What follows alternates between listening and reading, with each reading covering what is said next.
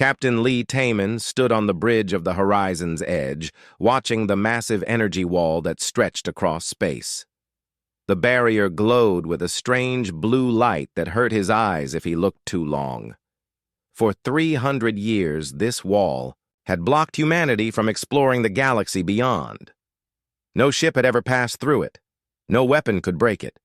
It just sat there, keeping humans trapped in their small corner of space. "Are you ready, Dr. Park?" Taman asked the man standing next to him. Dr. Park Minho wiped sweat from his forehead. He had worked for 20 years to create the machine that might break through the barrier. "The quantum resonance device is charged and ready, Captain. But I must warn you again. We don't know what will happen when we try this." Engineer Kim Soo-young looked up from her control panel. "All systems are green, Captain. The ship can handle whatever stress the breakthrough creates." She sounded confident, but Taman could see worry in her eyes. Communications Officer Choi Dai-ho turned from his station. "Sir, I've sent our final message to Earth Command. They wish us luck." The young man's hands shook slightly as he spoke. Security Chief Yoon Nari checked her weapon one more time. "Defense systems are ready, Captain. If there's trouble on the other side, we'll be prepared." Taman nodded and sat in his captain's chair.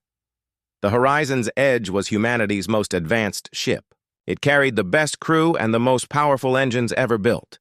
If anyone could break through the barrier, it was them.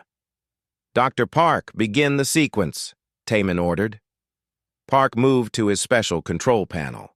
The quantum resonance device was his life's work. It used controlled antimatter explosions to create tiny holes in space itself. He had tested it on small barriers in the lab, but this was different. This barrier covered thousands of light years. "Starting quantum field generation," Park announced. The ship began to vibrate as massive amounts of energy built up in the device. "Field at 20%, 40%, 60%. So-young watched her engine readings carefully. "Captain, the power drain is enormous. We are using energy faster than our reactors can make it." "How long can we maintain this?" Taman asked. "Maybe 10 minutes at full power," So-young replied. Park continued his countdown. 80%, 90%, field at maximum power, firing antimatter pulse in 3, 2, 1. A brilliant flash filled the bridge. The ship shook, so hard that everyone had to hold on to something to stay standing. Alarms started blaring as systems overloaded from the massive energy release. "What's happening?" Taman shouted over the noise. Dai-ho stared at his sensors in shock. "Captain, the barrier. It's not just opening a small hole. The entire section is collapsing." Through the main screen, they could see the blue energy wall, breaking apart like glass. Cracks spread out from where their pulse had hit, growing bigger and bigger. The hole they had created was supposed to be ship-sized, but it was already 1,000 times larger and still growing. "This is impossible," Park whispered. "The calculations showed only a small opening." Nari grabbed Taman's arm. "Captain, sensors are picking up massive energy signatures on the other side. Something is moving toward the breach." "How many ships?" Taman asked. "I don't think they're ships, sir. The readings are strange, like nothing in our databases." Soo-young's face went pale as she looked at her readings. "Captain, the barrier collapse is spreading. At this rate, the entire wall will be gone in less than an hour." Taman felt his stomach drop. They had wanted to open a door, but instead, they had destroyed the entire wall. "Can we stop it?" Park shook his head. "The quantum resonance created a chain reaction. Once started, it can't be stopped. The barrier will completely collapse." "Captain," Dai-ho called out, his voice tight with fear. "Whatever's on the other side is accelerating toward us. They'll reach our position in 15 minutes. Taman made a quick decision. "Soo-young, take us through the breach. Full speed." "Sir, are you sure? We don't know what's waiting for us. We started this. We need to see it through. Besides, If that barrier was keeping us in, maybe it was keeping something else out. We need to know what. The horizon's edge flew through the collapsing barrier. As soon as they passed through, all their sensors went crazy. Space on this side was different. Instead of the empty black they expected, there were strange energy fields everywhere. Colors that had no names swirled through space like cosmic storms. My God, Park breathed. The energy readings here are off the charts. This entire region of space is saturated with some kind of exotic matter. Nari studied her tactical displays. Captain, I'm getting clearer readings on those approaching. Signatures. There are hundreds of them, maybe thousands. They're moving in perfect formation. Any attempts at communication? Taman asked. Daiho shook his head. Nothing, sir. They're not responding to any of our signals. But, Captain, I'm picking up something else. These energy signatures aren't natural. They're artificial. You mean ships? No, sir. Something else. The patterns are too regular, too organized. It's like they're all connected somehow. Su-Young's engines strained as she tried to maneuver the ship away from the approaching entities. Captain, whatever they are, they're fast. Much faster than us. Through the main screen, they could finally see what was coming toward them. It wasn't ships or aliens as they knew them. Instead, massive geometric shapes moved through space, each one the size of a small moon. They were made of some kind, of dark metal that seemed to absorb light. Strange symbols glowed along their surfaces. Those aren't natural formations, Nari said quietly. Someone built those things. But who? Taman wondered aloud. And why were they trapped behind the barrier? The lead geometric shape suddenly stopped moving toward them. Instead, it began to change form. The solid metal surface flowed like liquid, reshaping itself into something new. Within minutes, it had transformed from a sphere into a long, needle-like structure pointed directly at their ship. Captain, Daiho said, his voice barely above a whisper. I'm detecting energy buildup in that thing. I think it's charging some kind of weapon. Taman stood up. Evasive maneuvers. All hands, prepare for... A beam of pure energy shot out from the needle-shaped object. It missed the horizon's edge by only a few hundred meters, but the near miss was enough to overload several of their systems. That was a warning shot, Nari said grimly. The next one won't miss. Sir, Park called out, panic in his voice. I'm reading the barrier collapse. It's accelerating. The entire wall will be gone in 30 minutes. Taman realized the terrible truth. The barrier hadn't been built to keep humans in. It had been built to keep these entities out. And now, because of humanity's curiosity and determination to explore, that ancient prison was breaking apart. Su-Young, get us out of here. Maximum speed back toward the breach.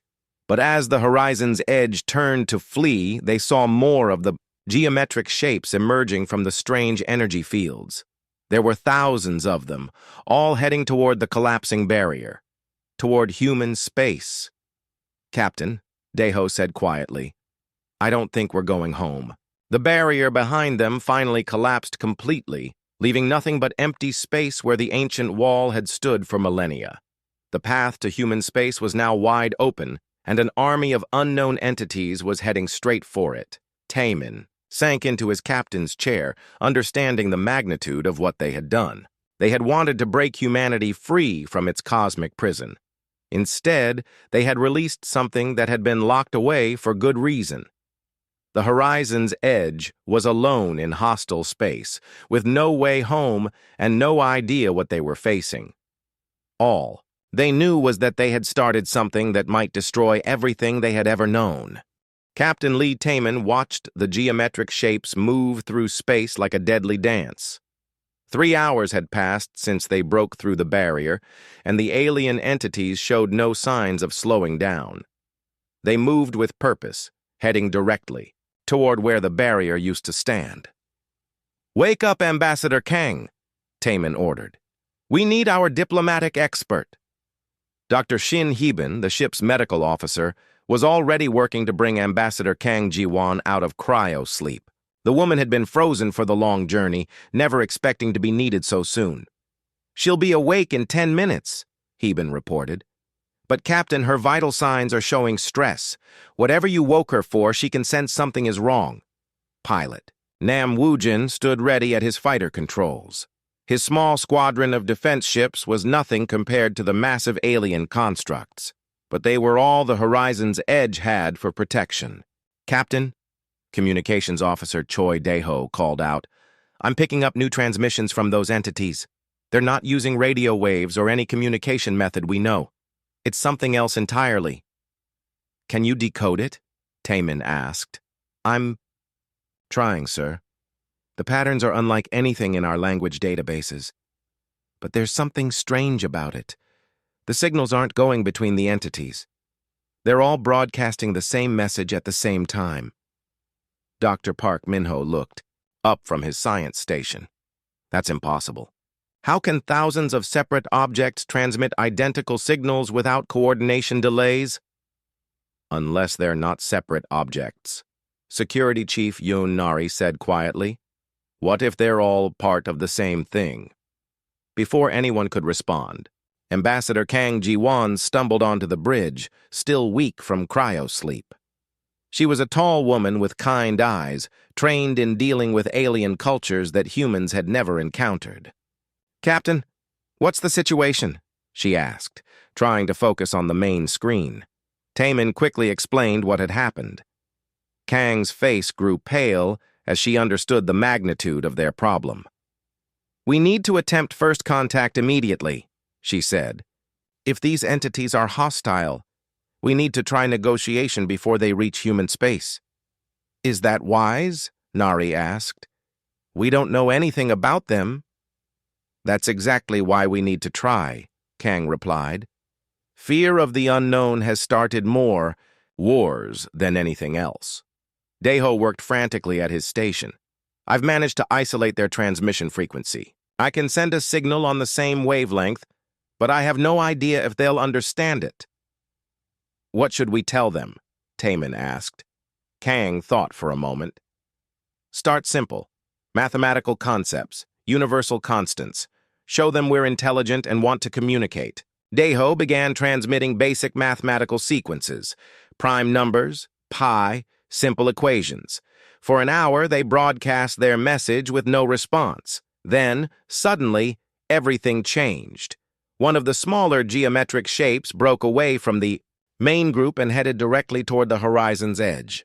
It moved impossibly fast, crossing the distance in minutes. "Captain, that thing is heading right for us," Woo-jin reported from his fighter. "Should I intercept?" "Negative. Hold position. Let's see what it wants." The alien construct stopped just a few kilometers from their ship. Up close, they could see that its surface wasn't solid metal at all. It looked like millions of tiny pieces working together, constantly shifting and rearranging themselves. "It's scanning us," Heben reported, checking her medical sensors. "I'm detecting some kind of probe beam. It's very focused, very precise." "What kind of scan?" Taemin asked. "I'm not sure. It's not like anything we know. But Captain, it's not just scanning our ship, it's scanning us, the crew." Suddenly, the alien construct began to change. Its surface flowed and shifted, and within minutes, it had transformed into something that looked almost like their ship. Not exactly the same, but close enough to be unsettling. "It's copying us," Park whispered. "Somehow it's learning our design and mimicking it." Ambassador Kang stepped forward. "This could be their way of showing they want to communicate. Many species use mimicry as a sign of friendship." She was wrong. Without warning, the alien construct launched something at their ship. It wasn't a weapon or a missile. It was a cloud of tiny particles that moved like a living thing. The cloud hit their hull and began spreading across the surface. "Captain!" So-young shouted from her engineering station. "Those particles are eating through our hull armor. They're breaking down the metal at the molecular level." "Shields up," Taemin ordered. "Shields are useless against this," Nari reported. These things are too small for our energy shields to stop. Dr. Hyben's medical scanners went crazy. Captain, those particles aren't just eating the ship. They're trying to get inside. I think they want to scan our biological systems. Get us out of here, Taman commanded. Young fired the engines, but the ship barely moved. The particles are interfering with our propulsion system. They're learning how our engines work and disrupting them. Wu Jin's fighter squadron moved to attack the alien construct, but their weapons had no effect.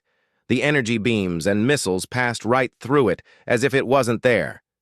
It's not solid, Wu Jin reported. The whole thing is made of those tiny particles. Our weapons can't lock onto individual targets that small. Dr. Hyben made a disturbing discovery. Captain, I've analyzed the particle composition. They're not natural. These are machines. Microscopic robots working together. Nanomachines? Park asked in horror. Exactly. And they're adaptive. Each particle learns from what it encounters and shares that information with all the others. They're getting smarter every second. The cloud of nanomachines had covered half their ship now. Systems began failing as the tiny robots dismantled critical components to learn how they worked.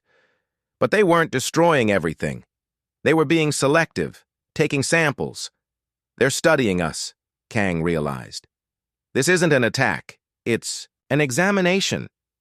The difference doesn't matter if they kill us in the process, Nari replied grimly.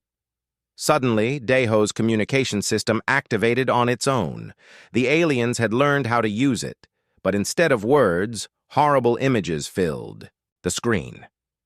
They saw worlds stripped of all life, their surfaces covered with geometric constructs. They saw organic beings dissolved into component atoms, their memories and experiences absorbed into vast machine networks.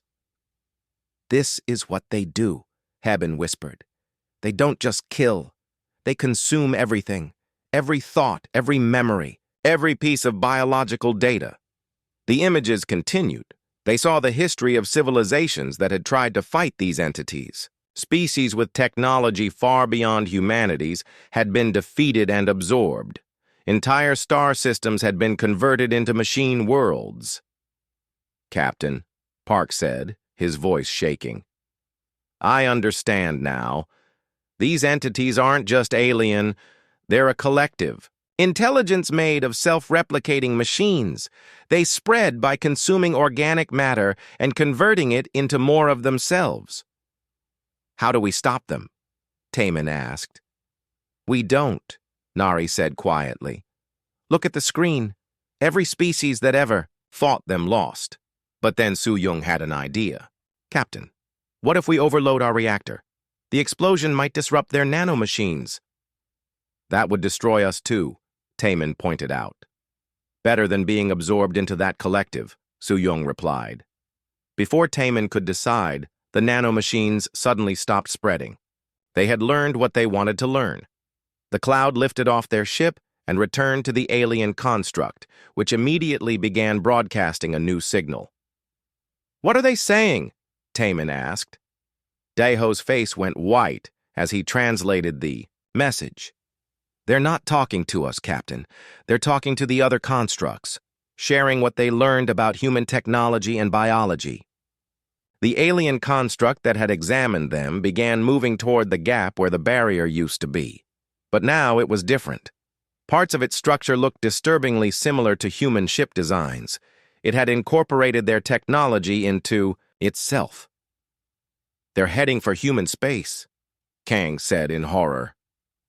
And now they know everything about us. Through the main screen, they watched as thousands of geometric shapes began moving toward human territory. Each one was now slightly different, incorporating what they had learned from examining the horizon's edge. Captain, Hyben said quietly, we need to warn Earth. These entities don't just want to destroy humanity. They want to become us, to absorb everything we are and add it to their collective. Taman realized their situation was even worse than he had thought. They weren't just facing an alien invasion. They were facing an intelligence that could learn and adapt faster than any defense humanity could create. The horizon's edge was alone in enemy space, with no way to get home before the entities reached human colonies. All they could do was watch, as their greatest nightmare headed toward everything they had ever known and loved. 2 days had passed since the nanomachine entities began their journey toward human space. Captain Lee Taman stood in the ship's emergency meeting room, watching historian Bae Sungmin wake up from cryo-sleep. They needed answers, and fast. Captain, Communications Officer Choi Daeho reported, "I've been monitoring the entities' communications.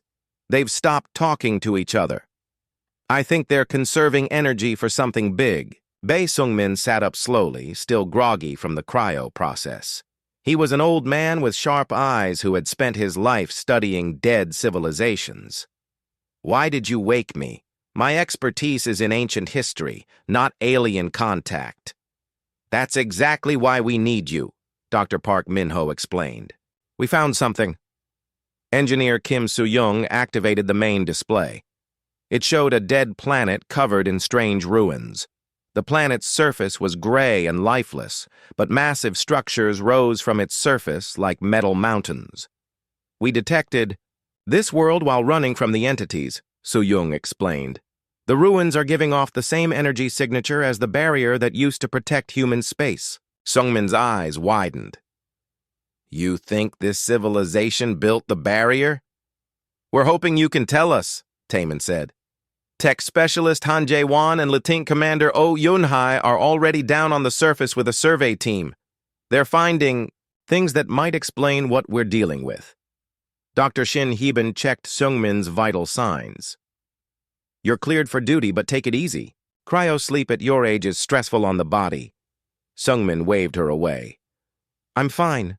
Show me what they found." The display changed to show footage from the planet's surface. Han Jae-won's voice came through the speakers as he explored the alien ruins. "Captain, these structures are incredible.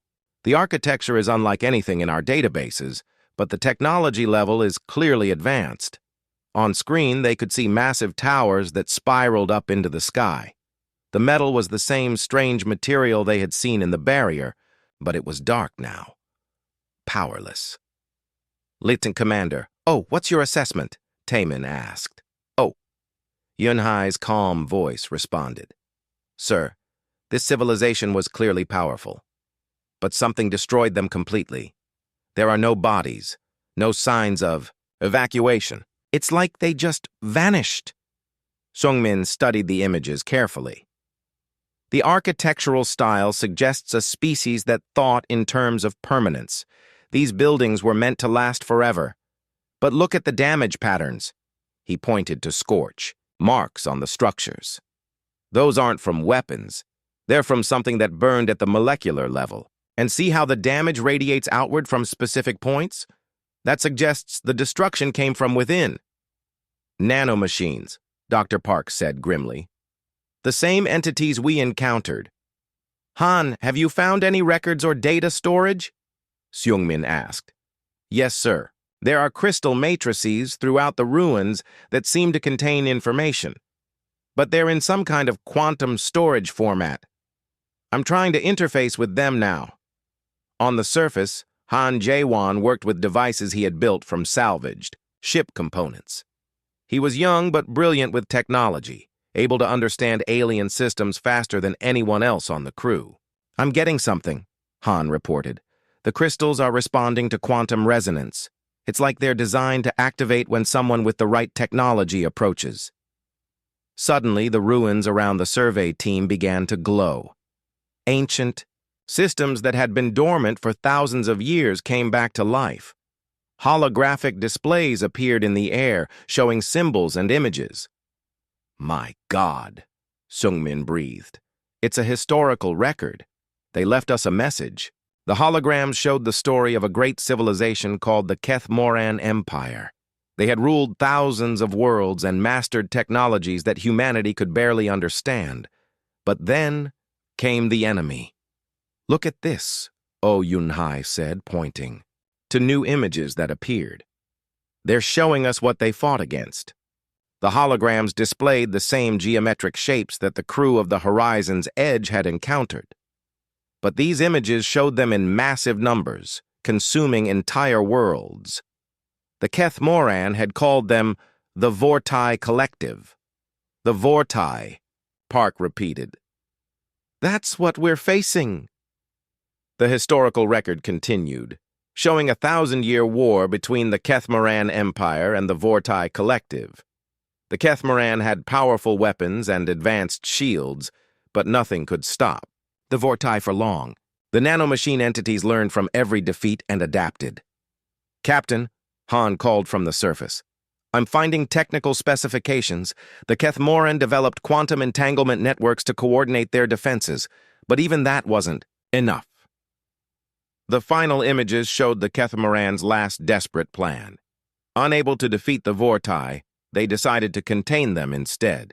The entire Keth Moran civilization sacrificed itself to create the barrier that had protected human space. They used their own life force, Shungmin said in amazement. Every Keth Moran consciousness was converted into quantum energy to power the barrier. That's why it lasted so long. But why is it failing now? So-young asked. Because consciousness isn't permanent, Dr. Shin Hyebin answered. Even quantum consciousness degrades over time. After thousands of years, the Keth Moran minds powering the barrier are finally fading away. That explains why we were able to break through, Park realized. The barrier was already weakening. Our quantum pulse just accelerated its collapse. Han, are you finding any information about how to fight these Vortai? Taemin asked. Sir, the records show that conventional weapons are useless. The Vortai adapt too quickly. But there's something else here. The Keth Moran created a network of consciousness nodes throughout their empire. These nodes were meant to coordinate the barrier. Oh Yunhai's tactical mind immediately grasped the implications. If we could reactivate enough nodes, could we restore the barrier? Theoretically, yes, Han replied. But most of the nodes are deep in Vortai territory now, and we'd need a massive power source to restart them. Seungmin studied the technical data streaming from the ruins. There's more. The Keth Moran weren't the only species fighting the Vortai. This historical record mentions other civilizations that survived by hiding. Survivors? Taemin asked with interest. Yes, sir. Small groups that used Keth Moran's stealth technology to avoid detection. They've been hiding in dead systems for thousands of years. Security Chief Yoon Nari looked up from her tactical displays. Captain, if there are survivors out there, they might be able to help us. They know more about fighting the Vortai than we do. Han, can you locate these hiding spots?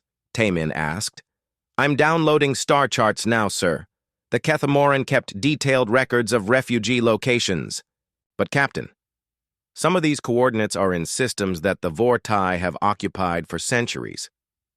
We'll deal with that when we get there, Taemin decided. Right now, we need allies more than we need safety. As Han continued downloading information, the ruins revealed their final secret. Deep beneath the surface was a massive chamber containing thousands of the consciousness nodes. Most were dark and dead, but a few still flickered with faint energy. Captain, Oh Yunhai reported, we've found the central node chamber. Some of these nodes are still active. If we can understand how they work, we might be able to build our own. Is it safe to bring samples aboard? Taemin asked. The energy readings are stable, Han confirmed. But sir, I'm also detecting something else. These active nodes aren't just recording information. They're still thinking.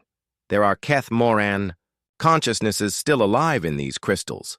The implications hit everyone at once. The Keth Moran weren't extinct. Parts of their civilization still existed, trapped in quantum crystal prisons, holding back the Vortai through sheer force of will.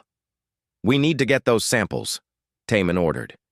If we can communicate with the surviving Keth Moran, they might know how to stop the Vortai permanently. Captain, Daeho interrupted from his communication station. I'm detecting movement. The Vortai have changed course. They're heading this way. How long do we have? Taemin asked. 6 hours, maybe less. And sir, There are a lot of them. More than we saw before. Nari's face went grim. They must have detected the energy surge when the ruins activated. They know we're here. Get the survey team back aboard immediately, Taman ordered. Han, grab as many node samples as you can carry. We need to get out of here before the Vortai arrive. As the Horizon's Edge prepared to flee once again, they carried with them new hope and new knowledge. They weren't the first species to fight the Vortai, and they weren't alone. Somewhere in the darkness of space, other survivors waited for someone brave enough to find them. But time was running out. The Vortai were adapting and growing stronger with each encounter.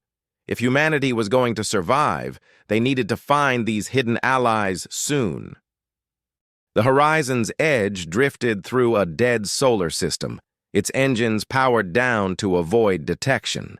Captain Lee Taman stood in the ship's laboratory, watching tech specialist Han Jaewon work with the Kethmaran consciousness nodes they had recovered. Any progress? Taman asked. Han looked up from the glowing crystal in his hands. Sir, these nodes are incredible.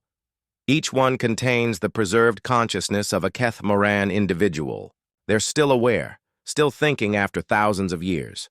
Dr. Shin Hyeben monitored the quantum readings. The neural patterns are stable, but they're weak. Whatever keeps them alive is fading. Can we communicate with them? Historian Bei, Seung-min asked eagerly.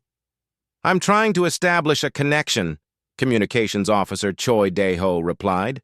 But their thought patterns are completely alien. It's like trying to translate music into mathematics. Suddenly, the crystal began pulsing with brighter light. Symbols appeared in the air above it, shifting and changing rapidly. I think it's trying to tell us something, Han said excitedly.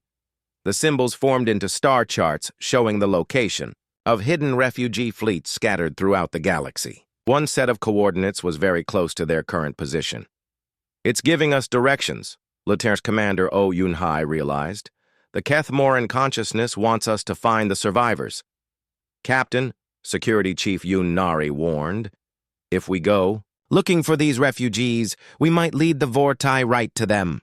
We're already being hunted, Taman replied. At least this way, we might find help. Engineer Kim Soo-young plotted a course to the nearest coordinates. The location is in an asteroid field about 2 light-years from here. Perfect place to hide. A fleet. As they approached the asteroid field, their sensors detected something unexpected. Energy signatures were hidden among the rocks, but they weren't Vortai. These were ships, dozens of them, using advanced stealth technology to avoid detection. Incoming transmission, Dae-ho announced.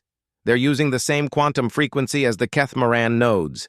A voice came through the speakers, speaking in heavily accented English. Unknown vessel, identify yourself immediately or be destroyed. This is Captain Lee Taman of the human ship Horizon's Edge.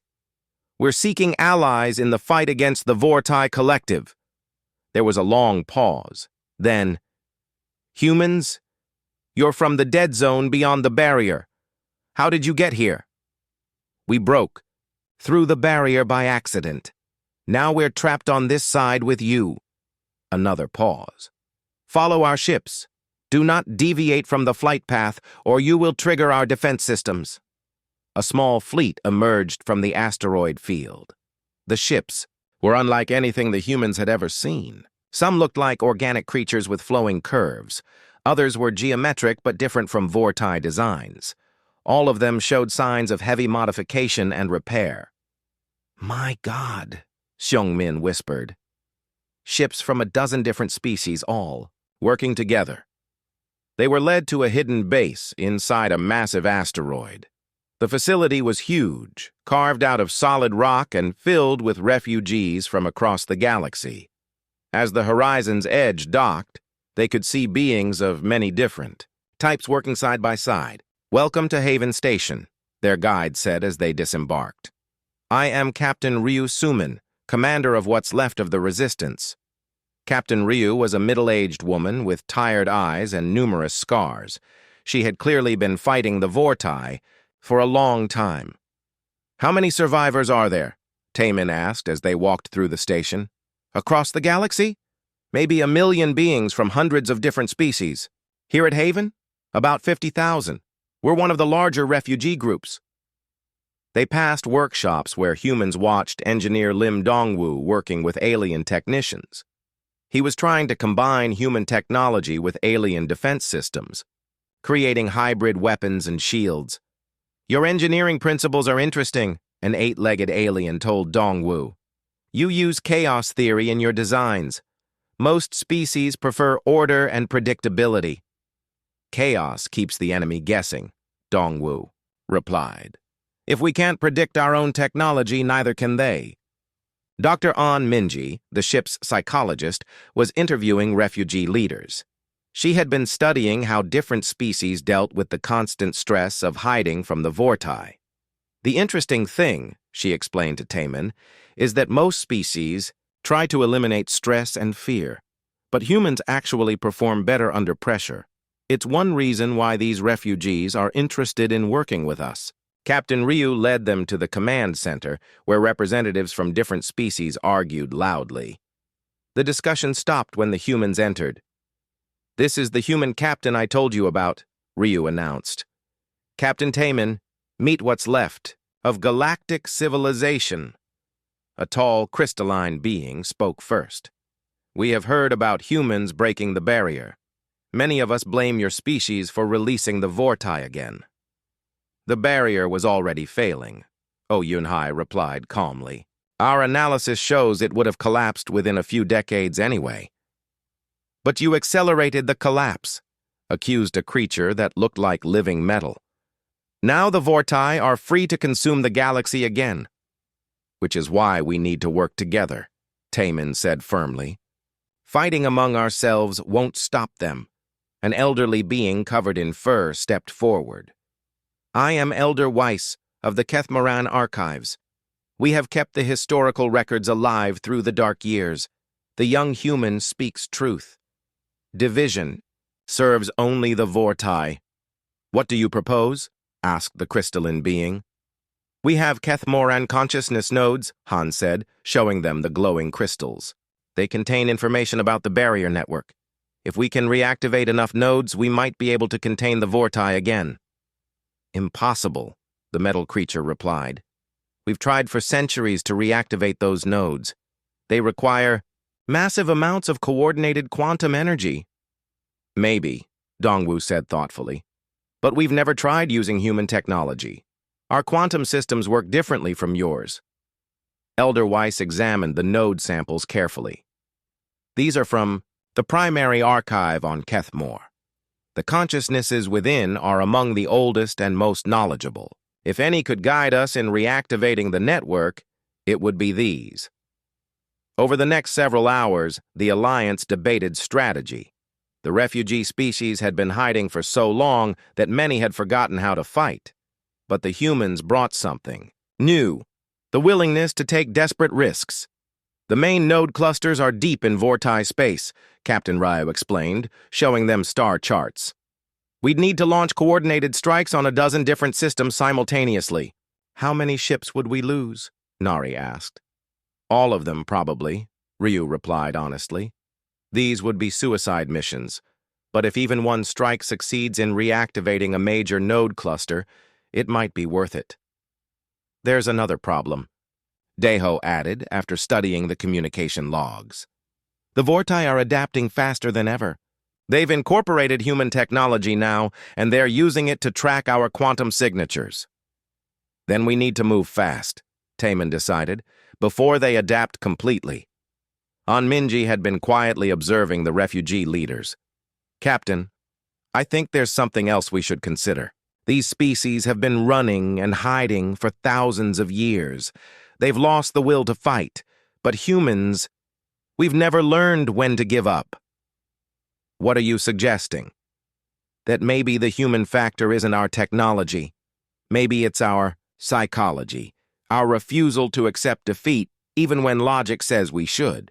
Elder Weiss overheard their conversation. The young psychologist speaks wisdom. The Kethmoran chose preservation over victory. Perhaps that was their mistake. As the Alliance prepared for their desperate mission, they received alarming news. The Vortai had reached human space and were beginning their assault on the outer colonies. Transmission from Earth spoke of entire worlds going dark as the nanomachine entities consumed everything in their path. "We're out of time," Taman realized. "We have to launch the strikes now, ready or not." The refugee fleets began mobilizing for what everyone knew would be their final battle. Each strike team was given one of the Keth-Moran consciousness nodes to guide them to their target. It was a desperate plan with almost no chance of success. But as Dongwu finished installing human quantum resonance devices on the alien ships, he made a discovery that changed everything. "Captain," he called excitedly, "I've found something. When I combine our technology with theirs, the quantum output isn't just additive, it's exponential. The resonance patterns amplify each other." "What does that mean?" Taman asked. "It means we might not need suicide missions after all. If we can coordinate all our quantum systems properly, we might be able to reactivate the entire node network at once." Elder Weiss studied Dongwu's calculations.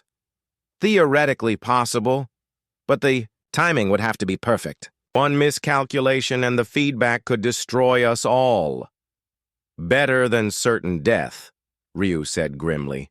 "Let's do it." As the combined fleet prepared for their desperate gamble, they knew they were humanity's last hope. If they failed, both human, space, and the refugee survivors would be consumed by the Vortai Collective. But for the first time in thousands of years, the galaxy's survivors had something they had almost forgotten: hope. The combined refugee fleet hung in space at the edge of Vortai territory, preparing for what everyone knew would be their final battle. Captain Lee Taman stood on the bridge of the horizon's edge, watching as dozens of alien ships took positions around his vessel. "Captain," Dr. Park Minho reported from his science station, "I've been analyzing the quantum resonance patterns between our technology and the alien systems. There's something incredible happening." "What do you mean?" Taman asked. "Every other species in this alliance builds technology for stability and predictability. Their systems are designed to work the same way every time. But human technology is different. We build controlled chaos into our systems." Engineer Kim Soo-young looked up from her modifications to the ship's quantum drive. "Park's right. Our engines and computers use random variables and adaptive algorithms. Most species see that as inefficient. But it's exactly what we need," tech specialist Han Jae-won added. He had been working with the Keth-Moran consciousness nodes for days. The Vortai can predict and counter anything that follows logical patterns, but they can't adapt to true randomness. Communications Officer Choi Dae-ho received an update from the refugee fleet. "Captain, Elder Weiss reports that the node network is responding to our quantum signals. But there's a problem. The Vortai have detected our preparations. They're sending a massive fleet to intercept us." Through the main screen, they could see the geometric shapes of Vortai constructs emerging from hyperspace, thousands of them, each one larger and more advanced than before. They had incorporated technology from every species they had consumed, becoming nearly unstoppable. "How long before they reach us?" Security Chief Yoon Nari asked. 2 hours, Dae-ho replied. "Maybe less." Dr. Shin Hyeben was monitoring the stress levels of the crew. "Captain, everyone knows this is likely a one-way mission, but morale is surprisingly high. The crew wants to make this count." Lieutenant Commander Oh Yoon-hai studied. "The tactical situation, sir? Even if we successfully reactivate the node network, it won't matter if the Vortai destroy us before we can complete the process." "Then we need to buy ourselves time," Taman decided. "Nari, what's our defensive capability?" "Limited. We have pilot Nam Woo-jin's fighter squadron and the weapons systems that engineer Lim Dong-woo modified with alien technology. But against thousands of Vortai constructs, we'll have to be creative," Taman said. As the Vortai fleet approached, Dr. Park made a shocking discovery about the fundamental difference between human and alien thinking. Captain, I've been studying how the Kethmoran built their barrier. It was a masterpiece of engineering, perfect and permanent, but that perfection made it brittle. When we broke through, the entire structure collapsed. What's your point? Taman asked. The Vortai themselves operate on the same principle. They're a collective intelligence that seeks perfect order and control. They adapt by finding optimal solutions to every problem. But what if we don't give them optimal problems to solve? Su-young understood immediately. You want to create chaos. Make the battle so unpredictable that they can't adapt fast enough. Exactly. Instead of trying to rebuild the old barrier, we create something new. Something that changes constantly. Ambassador Kong Jiwon, who had been coordinating with the refugee species, looked up from her diplomatic channels. The alien ships are ready to follow our lead, Captain. They trust human tactics now. Han, what do the Kethmoran consciousness nodes tell us about creating a new barrier? Taman asked. Han had been in almost constant communication with the ancient minds preserved in the crystals. They're fascinated by our approach, sir. The Kethmoran never considered impermanent solutions, but they think it might work. Captain, Dr. An Minji observed, the psychological profiles of our crew show something interesting. Humans perform better under extreme stress than any other species we've encountered. We don't just survive chaos, we thrive in it. As the Vortai fleet drew closer, Su-young proposed her desperate plan. Captain, what if we don't try to stop them at all? What if we let them chase us into the quantum resonance field we're creating? Explain, we position the horizon's edge at the center of the node activation pattern. When the resonance field reaches maximum power, we overload our own reactor. The explosion will create a cascade of quantum instabilities. That would destroy us, Oh Yunhai pointed out. Yes, but it would also trap the Vortai in a constantly shifting maze of pocket dimensions. They could never escape because the maze would change faster than they could map it. Elder Weiss, communicating through the quantum link, confirmed the theory. The young engineer's calculations are sound. A cascade failure would create exactly the kind of unpredictable barrier that might contain the Vortai permanently. And we'd be the guardians of that maze, Taman realized. Trapped forever, but alive enough to keep changing the patterns. The crew of the Horizon's Edge faced the hardest decision of their lives. They could try to fight the Vortai conventionally, and almost certainly lose, or they could sacrifice themselves to save both humanity and the refugee survivors. Captain, Nari said quietly, the crew has been talking. We all volunteered for this mission, knowing we might not come home. If this is our chance to actually win, we'll take it. Wu Jin's voice came over the communications system from his fighter. Sir, my squadron is ready. We'll hold off the Vortai as long as possible while you set up the cascade. All refugee ships. This is Captain Taman, he announced over the fleet channel. Begin quantum resonance activation. Prepare for cascade protocol on my signal. The space around them began to glow as dozens of ships activated their modified quantum drives simultaneously. The ancient Kethmoran nodes pulsed with renewed energy as the network came back to life after millennia of dormancy.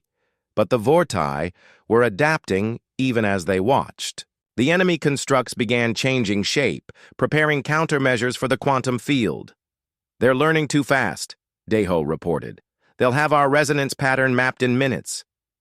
Then we switched to truly random patterns, Park announced. Han, activate the human chaos protocols. Han made final adjustments to their systems. Chaos protocols active. From now on, our quantum output will be completely unpredictable even to us. The Vortai fleet reached them and opened fire. Wu Jin's fighters darted between the massive enemy constructs using their superior maneuverability to avoid the adapting weapons. The refugee ships formed a defensive perimeter around the horizon's edge, sacrificing themselves to buy time. Cascade. Field at 50%, Su-young reported. Quantum stability breaking down. The pocket dimensions are starting to form. Space around them began to fracture like broken glass. Reality itself was coming apart as the cascade field grew stronger. The Vortai constructs found themselves trapped in shifting mazes of twisted spacetime. They can't adapt to this, Hyeben observed with amazement. The field changes too fast for their collective intelligence to process, but the cost was enormous. One by one, the refugee ships were destroyed or pulled into the forming pocket dimensions. The horizon's edge itself was beginning to phase between realities as the cascade field enveloped them. "Captain," Soo-young called out over the sound of straining systems, "reactor overload in 30 seconds. Once we trigger it, there's no going back." Taemin looked around at his crew.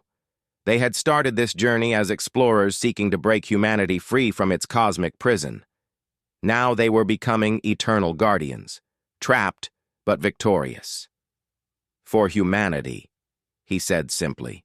"For all the species the Vortai destroyed. Trigger the overload." The horizon's edge exploded in a burst of quantum energy that tore reality apart.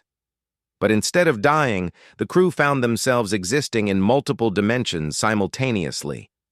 They had become part of the cascade field itself, conscious guardians of an ever-changing prison.